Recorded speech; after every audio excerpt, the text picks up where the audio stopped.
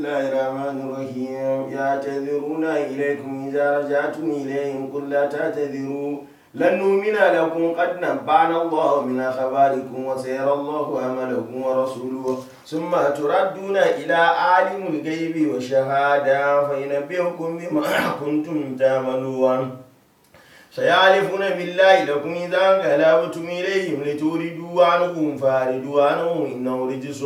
ومأواهم جهنم جزاء بما كانوا يكسبون يحلفون لكم لترضوا عنهم فإن ترضوا عنهم فإن الله لا يرضى عن القوم الفاسقين الأعراب أشد الكفر والنفاق وأجدار على ألا يعلموا حدود ما أنزل الله على رسوله والله عليم حكيم ومن الأعراب من يتخذ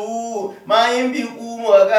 مغرما ويتربص بكم الدوائر عليهم دائرة السوء والله سميع عليم ومن الأعراب من يؤمن بالله واليوم الآخر ويتخذ ما ينفق قربات عند الله وصلوات الرسول ألا إنهم قربة لهم سيدخلهم الله برحمته إن الله غفور رحيم والسابقون الأولون من المهاجرين والأنصار والذين اتبعوهم بإحسان رضي الله عنه ورضوا عنه وأعد لهم جنات تجري تحتها الأنهار خالدين فيها أبدا ذلك الفوز العظيم ومن حولكم من الأعراب منفقون ومن أهل المدينة مردوا على نفاق لا تعلمون نحن يعلمون سنعذبهم مرتين ثم يرادون إلى عذاب عظيم وآخرون اعترفوا بذنوبهم خلقوا عملا صالحا وآخر سيئا وصلى الله أن يتوب عليهم إن الله غفور رحيم خذ من أموالهم صدقة تطهرهم وتزكيهم بها وصل عليهم إن صلواتك سكن لهم والله سميع عليم ألم يعلموا أن الله هو يقبل توبة عن عباده ويأخذ صدقات وأن الله هو التواب الرحيم وقل اعملوا فسيرى الله ورسوله فسيرى الله عملكم ورسوله والمؤمنون وستردون إلى عالم الغيب والشهادة فينبئكم بما كنتم تعملون وآخرون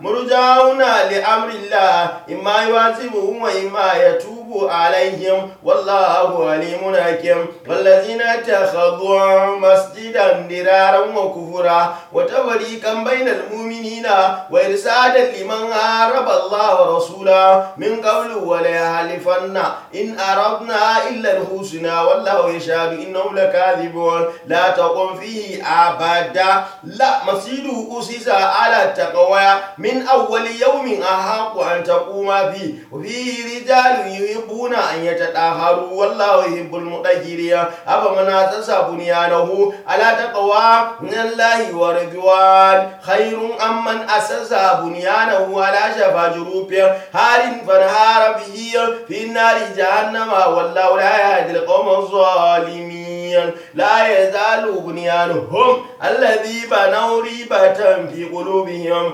إلا أن تقطع قلوبهم والله عليم حكيم إن الله اشترى من المؤمنين أنفسهم وأموالهم بأن لهم الجنة يقاتلون في سبيل الله فيقتلون ويقتلون وعدا عليه حقا في التوراة والإنجيل والقرآن ومن أوفى بهذه من الله فاستبشروا ببيعكم الذي بيعتم به وذلك هو الفوز العظيم اللهم ارحمنا بالقرآن واجعله لنا إماما ونورا وهدى ورحمة اللهم ذكرنا منه ما نسيت وعلمنا منه ما جهلت وارزقنا تلاوته آناء الليل وأطراف النهار واجعله لي حجة يا رب العالمين يا أرحم الراحمين اللهم اغفر لنا ولوالدينا وارحمهما كما ربياني صغيرا ربنا اغفر لنا ولإخواننا الذين سبقونا بالإيمان ولا تجعل في قلوبنا غلا إلا للذين آمنوا ربنا إنك رؤوف رحيم اللهم اغفر لحينا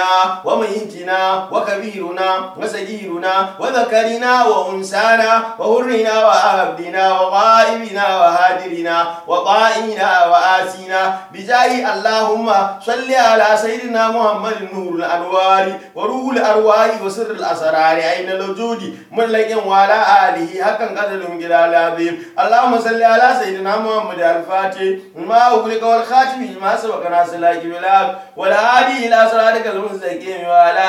آله حقا قدر جلال العظيم سبحان ربك رب العزة عما يصفون وسلام على المرسلين والحمد لله رب العالمين.